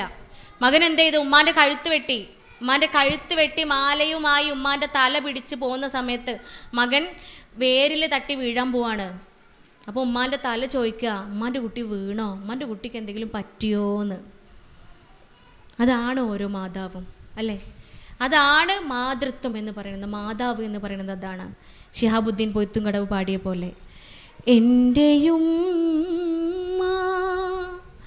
നിലവിളിയുടെ മൗനമാണ്, കണ്ണു കരഞ്ഞ ചോപ്പാണ്, വിഴുപ്പലക്കി കാരം പൊള്ളിയ കൈത്തലമാണ്, അവയവങ്ങൾ അരിഞ്ഞപ്പോഴും ശപിക്കാത്ത മാപ്പാണുമ്മ, കത്താത്തടുപ്പിലില്ലാത്ത കഞ്ഞിയിൽ തവിട്ടിളക്കുന്ന സാന്ത്വനമാണുമ്മ, പാലില്ലാഞ്ഞ് ചോരയൂട്ടിയ മുലയാണുമ്മ, എൻ്റെയുമ്മ.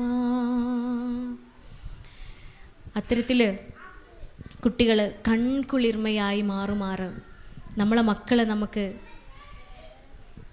സമ്പത്തിനെയും സന്താനങ്ങളെയും നമുക്ക് അഭിമാനവും അലങ്കാരമായും മാറുമാറ് നമുക്ക് ഓരോരുത്തർക്കും വളർത്താൻ സാധിക്കട്ടെ. അതിന് ഉത്തമ മാതൃക നൽകുക, ധാർമ്മികത പഠിപ്പിക്കുക. ബന്ധങ്ങളിൽ നമ്മൾ ചെയ്യേണ്ട ബാധ്യതകളെക്കുറിച്ച് പരിശുദ്ധ ഖുർആൻ വിശദമായി പറയുന്നുണ്ടല്ലേ. നിങ്ങൾ അള്ളാഹുവിനെ മാത്രം ആരാധിക്കുകയും അവനോട് മറ്റൊന്നിനെയും പങ്കു ചേർക്കാതെയും ഇരിക്കുക. കൂടെ പറയണത് മാതാപിതാക്കളോട് ഏറ്റവും നല്ല രീതിയിൽ പെരുമാറുക. നിങ്ങളുടെ മക്കളോട്, മരുമക്കളോട്, പേരക്കുട്ടികളോട്, രക്തബന്ധത്തിലുള്ള കുടുംബക്കാരോട്, അന്യരായ അയൽപക്കക്കാരോട്, രക്തബന്ധത്തിലുള്ള അയൽപക്കക്കാരോട് എണ്ണി എണ്ണി പറയാണ്. ഓരോ ബന്ധങ്ങളെയും എടുത്തെടുത്ത് പറയാണ്. നമ്മൾ വീട്ടിൽ നല്ല ആളാ, അയൽപക്കത്തുള്ള ആളോട് തെറ്റിയിട്ട് കാര്യമുണ്ടോ? തെറ്റിയിട്ട് കാര്യമില്ല അല്ലേ? ഏറ്റവും നല്ല രീതിയിൽ ഓരോ വ്യക്തികളോടും പെരുമാറണം എന്നാണ് പറയണത്. അത് ഉമ്മാനോടും ഉപ്പാനോടും ബാധ്യതയുണ്ടെങ്കിൽ, മരുമക്കൾക്ക് ഉമ്മാനോടും ഉപ്പാനോടും ബാധ്യതയുണ്ടെങ്കിൽ ആ ഉമ്മാക്കും ഉപ്പാക്കും മരുമക്കളോടും ബാധ്യതയുണ്ട് അല്ലേ? എത്ര പെൺകുട്ടികളാണെന്നറിയോ കൗൺസിലിങ്ങിന് വരുമ്പോൾ പറയല്, അമ്മായിമ്മമാരുടെ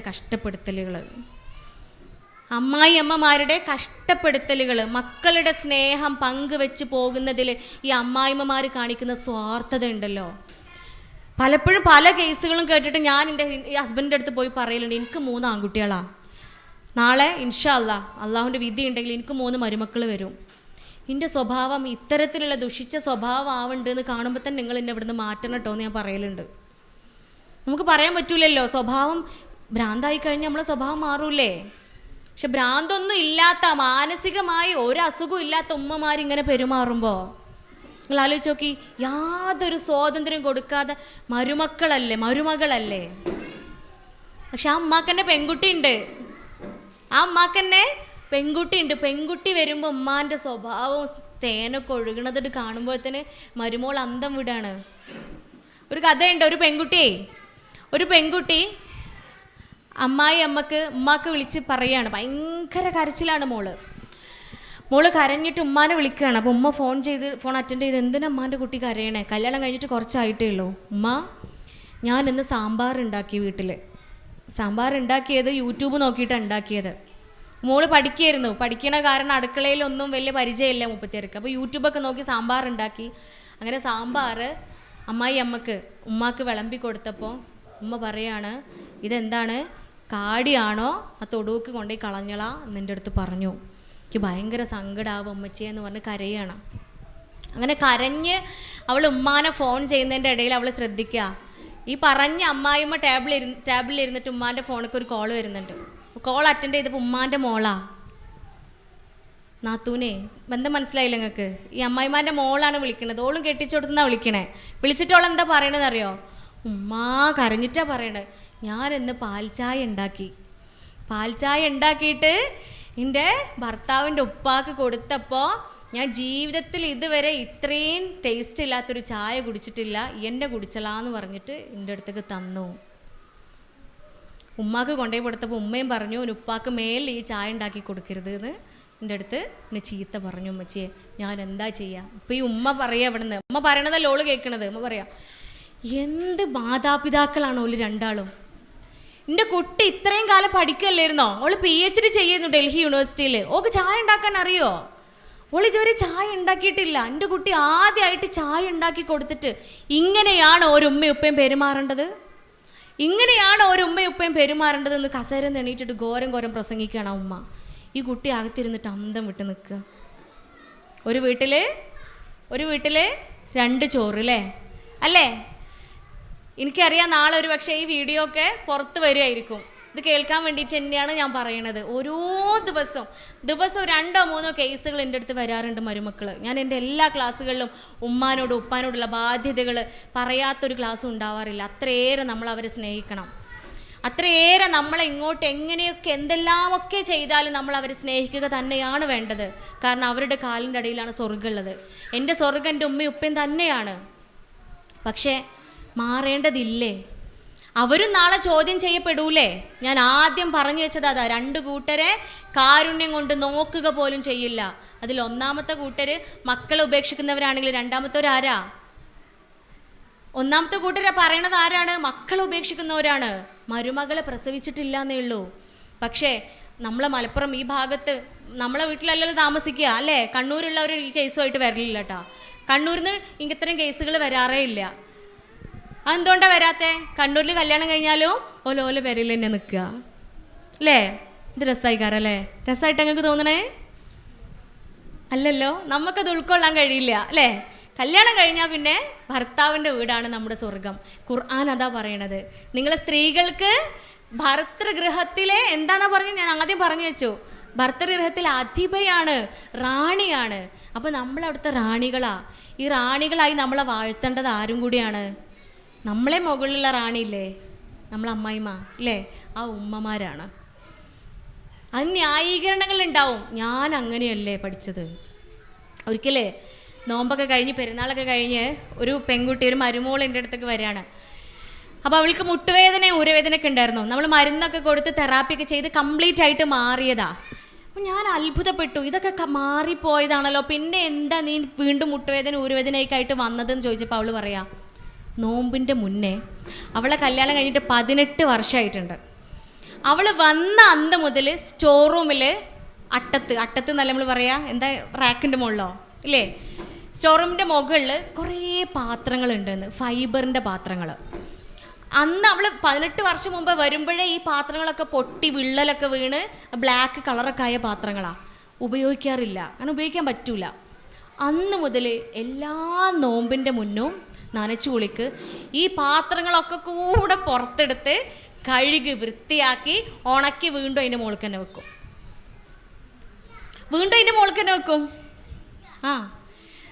അതെ, നിങ്ങൾക്ക് ഇതുമായിട്ട് എന്തെങ്കിലും സാമ്യതകൾ തോന്നുകയാണെങ്കിൽ തികച്ചും യാദൃശ്ചികം മാത്രമാണെന്ന് പറഞ്ഞുകൊണ്ടാണ് ഞാൻ തുടരുന്നത്.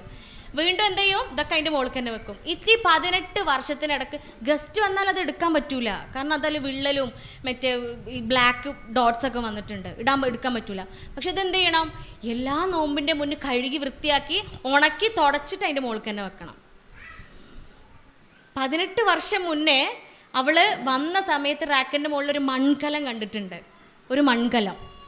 18 വർഷങ്ങൾക്ക് ശേഷം ഇത്തവണത്തെ നോമ്പിന് അവൾ ഉമ്മാൻ്റെ അടുത്ത് ചോദിച്ചു, ഉത്തരമ്മ ആ മൺകലം ഇനി നമുക്ക് ചോറ് വെക്കാൻ എടുത്താലോ, ആ മൺകലം നമുക്ക് ചോറ് എടുക്കാൻ എടുത്താലോ എന്ന് ചോദിച്ചപ്പോൾ ഉമ്മ പറയാത്രേ, അത് പൊട്ടിയിണെന്ന്. ആ മൺകലം അത് പൊട്ടിയിട്ടുണ്ട്. അപ്പോഴാണ് അവൾ അറിയണത് 18 വർഷമായി എല്ലാ നോമ്പിനും അവൾ അത് എടുത്ത് കഴുകി വൃത്തിയാക്കി തുടച്ചതിൻ്റെ മുകളിൽ വെക്കണം. അപ്പോൾ അവൾ പറഞ്ഞു, എന്നാ അമ്മച്ചി നമുക്ക് അതിൽ ചെടി കുഴിച്ചിടല്ലേ, മൺകലത്തിൽ ചെടി കുഴിച്ചിടല്ലേ, അതവിടെ നിന്നോട്ടെ, അതവിടെ ആ പൊസിഷനിൽ അവിടെ നിന്നോട്ടെ. ഇതൊരു പക്ഷേ അവരുടെ പഴയ ജീവിത സാഹചര്യങ്ങൾ കൊണ്ട് അവരങ്ങനെ ജീവിച്ച് വന്നതുകൊണ്ട് അവരുടെ മനസ്സിൻ്റെ സ്ഥിതി അങ്ങനെയാണ്, മാനസികാവസ്ഥ അങ്ങനെയാണ്. അതിൽ നിന്ന് മാറി ചിന്തിക്കാനുള്ള പ്രയാസമാവാം. പക്ഷേ പ്രായമായ അമ്മായിമ്മമാരല്ല പലപ്പോഴും ഇങ്ങനെ ചെയ്യുന്നത്. പലപ്പോഴും ചെയ്യുന്നത് 45-50 വയസ്സൊക്കെ ഉള്ള അമ്മായിമ്മമാരിൽ നിന്നും ഇത്തരം അനുഭവങ്ങൾ ഉണ്ടാകുമ്പോൾ തൻ്റെ മക്കളെ കൂടെ, ആൺകുട്ടികളെ കൂടെ പുറത്തു പോകണത് ഇഷ്ടമില്ല. ആൺകുട്ടികളുടെ കൂടെ ഒന്ന് പുറത്തിറങ്ങി പോകുമ്പോഴത്തേന് ഇഷ്ടമില്ല, അവിടെ പ്രശ്നം. അല്ലെങ്കിൽ സംസാരിച്ചിരിക്കുമ്പോൾ പ്രശ്നം, ഭക്ഷണം കഴിക്കാൻ ഒരുമിച്ചിരുന്നാൽ പ്രശ്നം. ഇങ്ങനെ തുടങ്ങിയിട്ട് ആൺകുട്ടികളുടെ സ്നേഹം പങ്കിട്ടു പോവുമോ എന്ന ഒരു തരം സ്വാർത്ഥത ചോദ്യം പെടൂലേ? അപ്പോൾ ഉമ്മാരോട് ബാധ്യത ഉണ്ട്, നിങ്ങൾ ഞങ്ങളെ സ്വർഗം തന്നെയാണ്, കാലിൻ്റെ അടിയിൽ തന്നെയാണ് സ്വർഗം. ഇതൊക്കെ പറയാൻ കാരണം എനിക്ക് മനോഹരമായ ഒരു അമ്മായിമ്മ ഉണ്ട് കേട്ടോ, വളരെ മനോഹരമായ സ്നേഹനിധിയായ, ഞാൻ ആഗ്രഹിക്കുന്ന പോലെ ഞങ്ങൾക്ക് ഫ്രീഡം തരുന്ന, സ്വാതന്ത്ര്യം തരുന്ന അൽഹംദുലില്ലാ ഒരു അമ്മായിമ്മ എനിക്കുണ്ട്.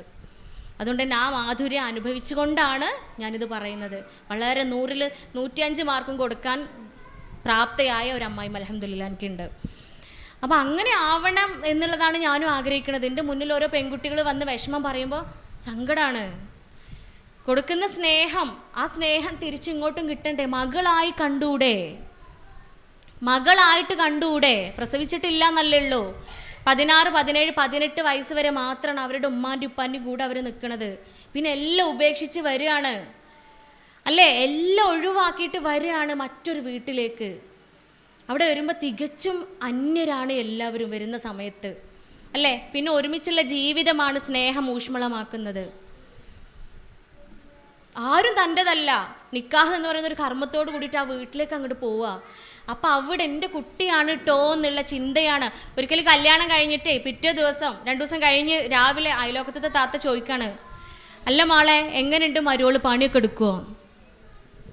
അല്ല മോളെ എങ്ങനെയുണ്ട് മരുവോള് പണിയൊക്കെ എടുക്കുമോ? അമ്മായിമ്മ കൊടുത്ത മറുപടി എന്താണെന്നറിയോ? അതിന് ഞങ്ങൾ കെട്ടിക്കൊടുന്നത് വേലക്കാരിനെയല്ല, ഞങ്ങൾ വേലക്കാരിനെയല്ല കെട്ടിക്കൊടുന്നത്, എനിക്കൊരു മകളാണ് വന്നത്, എൻ്റെ മകളെപ്പോലെ എനിക്കൊരു മകളാണ് വന്നത്. ചിലരൊക്കെ പറയും പെൺകുട്ടികളുള്ള അമ്മമാരാണ് ഇങ്ങനെയൊക്കെ കാണിക്കലെന്ന്. അങ്ങനെ ഉണ്ടോ? അത് കേൾക്കുമ്പോൾ എനിക്ക് പറ്റൂലല്ലോ, കാരണം എനിക്ക് പെൺകുട്ടികളില്ല, എനിക്ക് 3 ആൺകുട്ടികളാണ്. ആണോ? പെൺകുട്ടികളില്ലാത്തതുകൊണ്ട് അവർക്ക് പെൺകുട്ടികളെ മനസ്സ് കാണാൻ പറ്റൂല.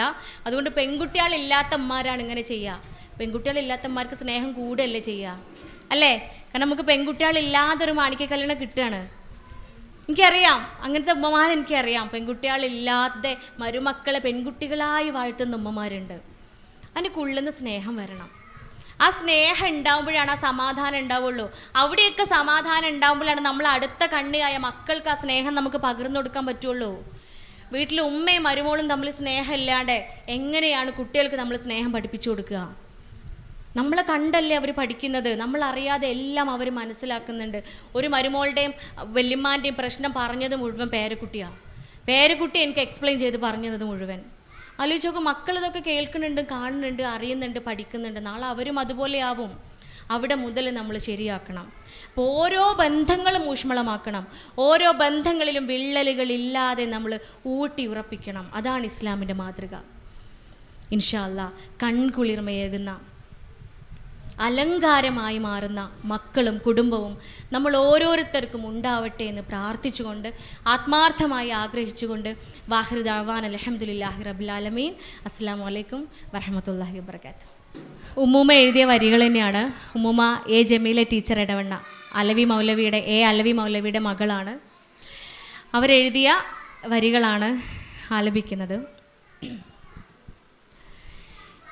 എന്തിനാണ് പൊന്നിലഞ്ഞി പൂവണിഞ്ഞ നിൽക്കണ, എപ്പോഴാണ് കാറ്റ് വന്ന് താലി നിന്നെ കെട്ടണ, എന്തിനാണ് പൊന്നിലഞ്ഞി പൂവണിഞ്ഞ നിൽക്കണ, എപ്പോഴാണ് കാറ്റ് വന്ന് താലി നിന്നെ കെട്ടണ, ലല്ലലല്ലം ലാലലല്ലം ആടിടും തെങ്ങോലയിൽ താളമിട്ട് മേളമിട്ട് പൂങ്കുയിൽ പാടണ, താമരപ്പൂ മാരനെന്തേ ഇത്ര താമസിക്കണ, എന്തിനാണ്